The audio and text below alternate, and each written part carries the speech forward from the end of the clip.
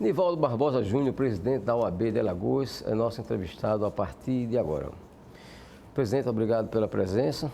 Vamos começar falando sobre os 88 anos da OAB. O que é que a OAB teria a considerar assim como maior conquista nesse período?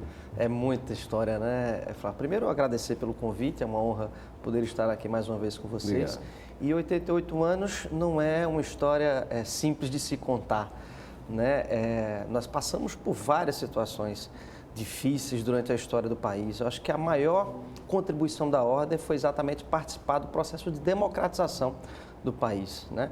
Nós enfrentamos impeachments, nós participamos da abertura da democracia no Congresso. Nós tínhamos uma grande participação, inclusive, na Constituição, na construção da Constituição de 88. Fomos vítimas de bomba, né, durante, acho que 83, se eu não me engano, no Rio de Janeiro, enfim. Então, é uma instituição que se fez forte, não por acaso, né, mas a partir de muito trabalho e de muita luta.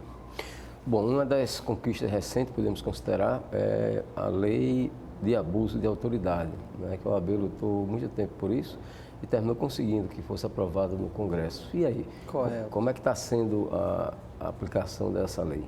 A lei é nova, né? Entrou em vigor agora em 3 de janeiro e ainda há muita incerteza em torno dos encaminhamentos. O que é que tem sido feito nesse período? Na verdade, as instituições têm avaliado, têm procurado capacitar, a partir de uma discussão, os seus agentes, né? Então, a polícia vem desenvolvendo um trabalho, o Ministério Público vem desenvolvendo um trabalho, a magistratura vem desenvolvendo um trabalho, né? E a advocacia, até então, o que é que faz? Fiscalizar e cobrar o cumprimento da lei, né? Até então, tivemos pouquíssimas situações que envolvem diretamente a lei e estamos no aguardo dos desdobramentos em torno dessa lei. Foi uma grande conquista, né, considerada uma das maiores também da história, era uma reivindicação de muito tempo da Ordem, né, e quando foi ano passado a gente conseguiu alçá-la à condição de, alçar a violação de prerrogativas à condição de crime, né? Então, violar prerrogativas de advogado hoje pode ser considerado crime. Para muita gente, presidente Nivaldo, essa aprovação dessa lei do abuso de autoridade, na verdade, foi uma vingança, uma espécie de vingança do Poder Legislativo, né, do Congresso Nacional, melhor dizendo, contra a Operação Lava Jato. E aí? Na verdade, o contexto acaba dando margem para várias e várias interpretações. Mas o fato é que o abuso de autoridade era retratado por uma legislação da década de 60. Era necessário atualizar, isso é fato, né?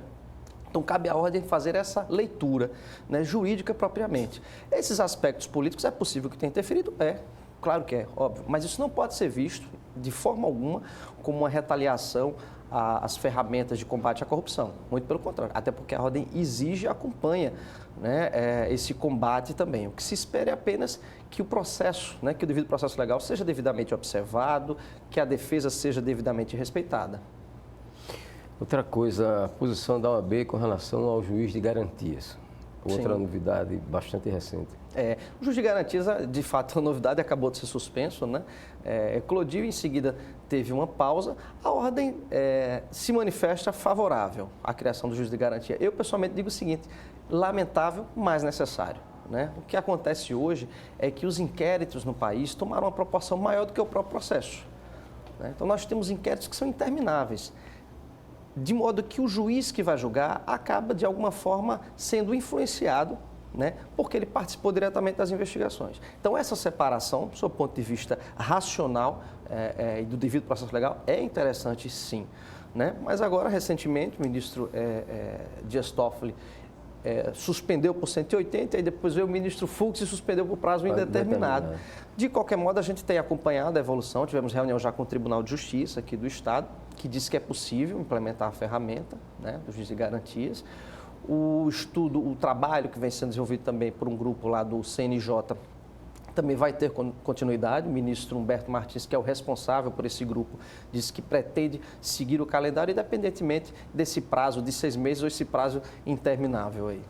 Bom, mas como é que é na prática? Como é que funciona na prática o juiz de garantias? Na prática significa o seguinte, todas aquelas providências até a denúncia seriam tomadas por um determinado magistrado. Certo. Então, pedido de prisão ou de liberdade, medidas cautelares, buscas e apreensões, né?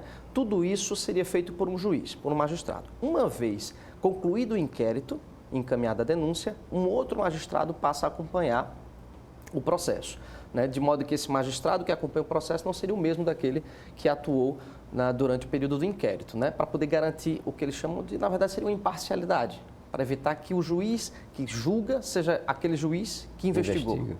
Exatamente. Agora, eu já ouvi de alguns magistrados que isso, na verdade, vai sobrecarregar ainda mais o judiciário, que já é tão criticado pela morosidade com que atua. Preciso reconhecer que vai ser necessário uma estrutura diferente, né? Digamos, um malabarismo aí, para poder implementar. Nas conversas que eu tive com o Tribunal de Justiça, eles disseram que aqui no Estado seria possível, né? Desde que utilizadas algumas ferramentas de tecnologia e alguma remodelação ali nas funções. Porque, de fato, você não tem como, por exemplo, pegar uma comarca no interior e destacar 2 magistrados para ela.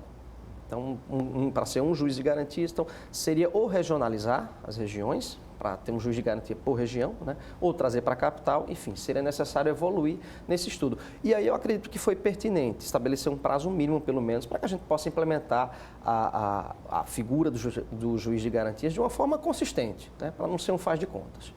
Esse caso da comarca onde só existe um magistrado é um exemplo clássico dessa sobrecarga de trabalho que vai vir para o judiciário com a implementação do juiz de garantias. E aí, como é que funciona? Na verdade, a questão não seria a sobrecarga, seria a logística. Porque, veja, como que um juiz vai se deslocar? Nós não temos definitivamente como colocar 2 juízes na mesma comarca, numa comarca pequena.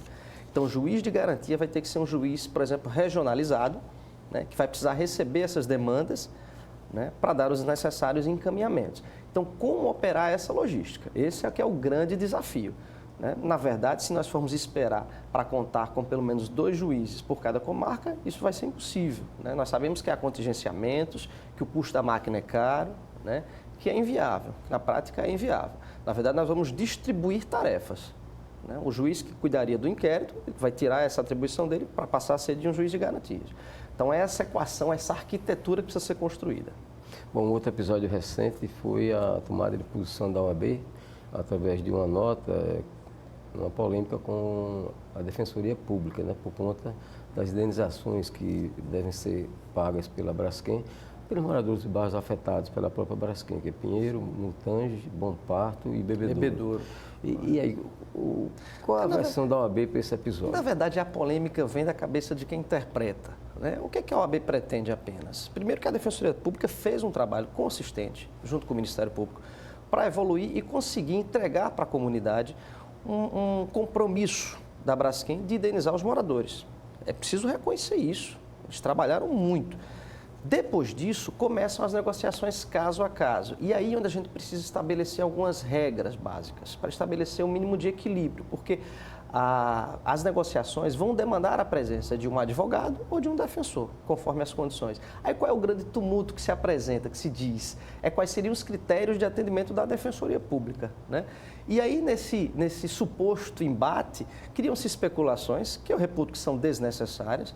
A Ordem praticamente criou a Defensoria Pública. Eu tive a honra de participar da criação da Defensoria Pública, há anos atrás. Ao respeito, o que se precisa é só equacionar quais são objetivamente as regras de atendimento, né? Porque nós não podemos também descartar que os advogados ou que o próprio cidadão queira contratar um advogado. Apenas isso. Eu estava lendo o blog do Célio Gomes, e do site Cada Minuto, agora nesse final de semana. Ele disse que você teria dito, você presidente da OAB, ao repórter Lucas Malafaia, que os defensores receberiam da Braskem uma compensação financeira para atuar durante esse processo de indenização, vamos chamar de vítimas da própria Braskem. É surpreso, né? Primeiro porque o Célio não me procurou, nunca me ligou, não conheço. Ele está transmitindo uma informação do Lucas Malafaia. Mas de qualquer forma, como um bom jornalista, Flávio, você sabe que seria pertinente, o mínimo um contato com a ordem. Se não quer ter um contato comigo, pode ter um contato com a ordem enquanto instituição. Mais uma vez, há uma deturbação da informação, não foi isso que foi dito. O que foi dito é que existe, muito provavelmente, nos contratos, nos acordos que serão firmados, será revertido um percentual. E a Defensoria tem um fundo. Esse fundo ele não é utilizado para distribuir para os defensores, né? Esse fundo é usado para aparelhar a Defensoria Pública, exatamente. Então, o dinheiro que vai ser utilizado desses 5% para a Defensoria Pública, cabe à Defensoria Pública fazer o encaminhamento conforme a legislação manda, né? Então, a forma como ele apresentou a história foi muito estranha, muito tendenciosa. Eu não entendi, de fato, eu não entendi o que ele quis com isso. Outra coisa, presidente, outro episódio recente foi a agressão de um policial militar a um advogado, que a ordem saiu à frente, cobrou providência, sendo que está esse caso. Então, na verdade, mais um lamentável caso, né, semana passada, de uma agressão desproporcional, desnecessária. Um advogado levou um soco de um policial militar durante uma operação, uma abordagem policial. E aí nós fizemos vários encaminhamentos, eu entrei em contato com o próprio governador, porque é preciso que isso pare, né? É preciso estabelecer limites, né? Nós já estamos, assim, ultrapassando todas as possibilidades de solução amigável. Nós precisamos que a polícia, por todo o respeito que a ordem tem pelas forças públicas, é preciso que a polícia puna, verifique, constate por que esse tipo de abordagem, né, dessa forma violenta. Levamos também ao Conselho de Segurança, que deve pautar o assunto ainda essa semana. Falei também com o Coronel Barco Sampaio, né, que de pronto disse que iria cobrar também uma investigação rigorosa sobre isso.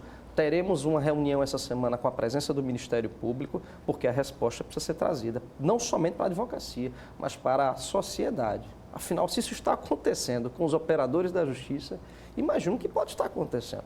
A informação que nós tivemos, inclusive, é que os policiais sequer usavam a identificação. Por que isso? Quem ganha com isso? As respostas precisam vir. Por fim, presidente, esse ano que está se iniciando, 2020, quais são os planos da ordem, a ordem seccional aqui de Alagoas?